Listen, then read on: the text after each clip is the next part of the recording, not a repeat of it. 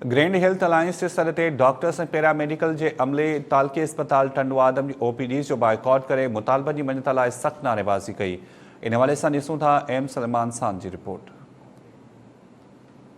जी टंडवा आदम में health grand alliance के sir ते तालका अस्पताल टंडवा आदम में जो सो डॉक्टर्स पैरामेडिकल स्टाफ और नर्सिंग स्टाफ पारा मुतालबनि जी मञता लाइ एहतजाजी मुज़ाहिरो कयो आहे। OPD जो बाइकाट कयो आहे। अचो त हिते सो वो अॻवाननि सां ॻाल्हायूं था त उनजा कहिड़ा मसइला आहिनि। जे चुकी आ त चढ़ चोटीअ जे थकी आ त थर मथेल लुत्फ़ जो लतीफ़ चवे भव मिड़े मभेल उथी रहो रेल त बता वेठे वारी वरई।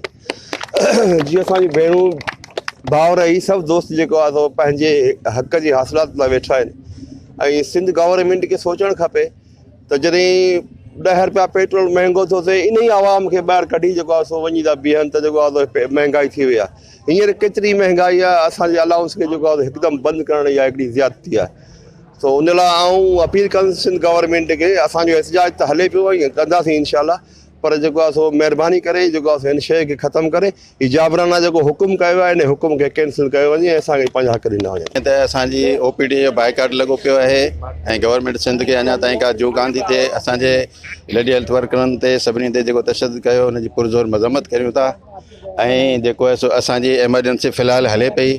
सुभाणे असांजो CM हाउस ते धरणो आहे। इंशाल्लाह CM हाउस जे अंदरि हलिया वेंदासीं ऐं जेको आहे सो सुभाणे खां असां जो हासिलात न थी त असां पोइ एमरजेंसियूं बंदि करे छॾींदासीं ऐं बराए महिरबानी असां अपील था कयूं त बराए महिरबानी असांजा जेके बि हुक़ूक़ आहिनि से बहाल कया वञनि, फौरी तौर ते बहाल कया वञनि, न त सुभाणे CM हाउस जे अंदरि वेंदासीं ऐं धरणो हणंदासीं ऐं परीहं खां असां टोटल एमरजेंसी बंदि करे छॾींदासीं। उन ॾींहुं सिंध गवर्नमेंट रियासती दहशत गर्दी करे असांजे भेनरुनि lady health worker paramedical doctor nursing ते जेको तशदुद कयो आहे, बेमाना तशदुद कयो आहे। असां त सभ खां पहिरीं असांखे सिंध गवर्नमेंट खे उन जो हिसाब ॾियणो पवंदो, छो जे असां को दहशतगर्द कोन हुआसीं, असां धाड़ियल कोन हुआसीं जो सिंध पुलिस असां ते असांजे भेनरुनि ते असांजे डॉक्टरनि ते तशदुद कयो आहे। असां महिनत करियूं था पंहिंजी ऐं महिनत जो तव्हां खां अजूरो घुरूं था।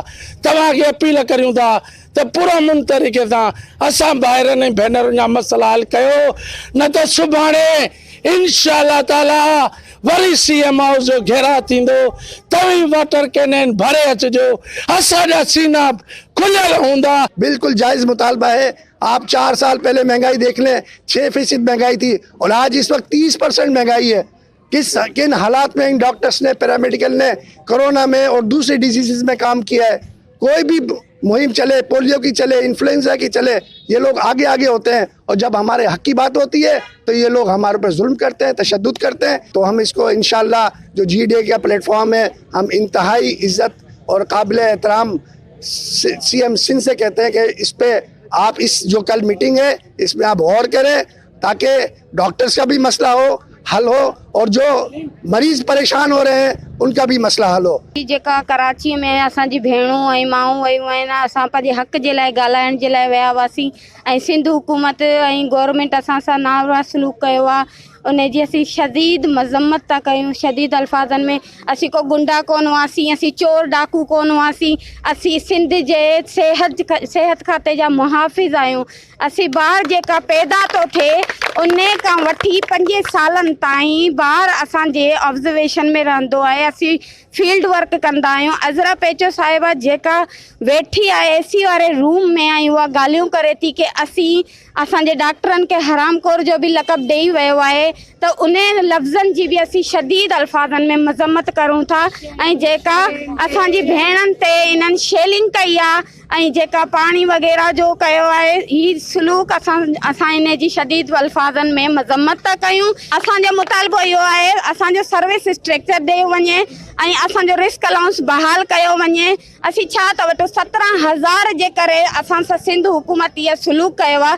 17,000 में पहिरीं अज़रा पेचो साहिबा खां पुछियो वञे कि 17,000 हिन महांगाईअ जे दौर में छा आहिनि। त हिन लाइ इन्हनि खे घुर्जे, असांजो मुतालबो आहे सर्विस स्ट्रक्चर बहाल करनि, असांखे जेको इहा असांजो रिस्क अलाउंस आहे इहा बहाल करनि।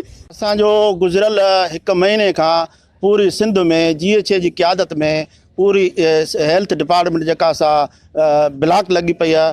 सॼी सिंध जूं अस्पतालूं जेके आहिनि से बंदि लॻियूं पियूं आहिनि पर गवर्नमेंट सिंध जेका आहे अञा ताईं उन ते को बि ध्यानु नथी ॾिए जो असां पंहिंजा जेके जाइज़ हक़ घुरण लाइ एतिजाज कयूं पिया उन्हनि ते को बि ध्यानु नथी ॾिए ऐं जेको गुज़िरियल ॾींहुं असांजा जेको CM मार्च थियो पिए उन ते जेको तशदुद पुलिस कयो आहे उन जी बि असां भरपूर नमूने मज़म्मत कयूं था ऐं असां इहो गवर्नमेंट ऑफ सिंध के बावर कराईंदासूं त असां इहे चुप करे वेहण वारा न आहियूं।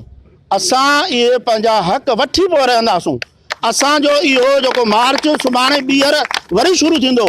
सुभाणे कैबिनेट जो जेको इजलास आहे उन में असांजो इहो मार्च वरी बि शुरू थींदो CM हाउस ताईं ऐं CM हाउस खां जेसि ताईं असां पंहिंजा मुतालबा मंज़ूर न कराईंदासूं तेसि ताईं पोइ ते न हटंदासूं। जेको सो डॉक्टर्स जूं ॻाल्हियूं ॿुधियूं उनजो चवणु आहे त कोरोना हुजे या ॿियूं जेके बीमारियूं हुजनि असां जेको सो डॉक्टर्स ऐं सिहत जो अमलो पंहिंजूं जानियूं ख़तरे में विझी जेको सो इंसाननि जी ख़िदमत करे रहियो आहे पर अफ़सोस इहो आहे त सिंध हुकूमत असांजो रिस्क अलाउंस बंदि करे छॾियो आहे ऐं असां जॾहिं पंहिंजे हक़नि जे लाइ आवाज़ उथारियूं था त असां ते जेको सो तशदुद कयो थो वञे थो। हिननि घुर कई आहे त असांजो रिस्क अलाउंस बहाल करण समेत ॿिए जेके जाइज़ मुतालबा आहिनि उहे पूरा कया वञनि। जेसि ताईं मुतालबा मंज़ूर न थींदा तेसि ताईं असांजी जेका तहरीक आहे एहतिजाज जारी रहंदो। कैमरा टीम सां गॾु सुलेमान साद, टाइम न्यूज़, टंडवादम।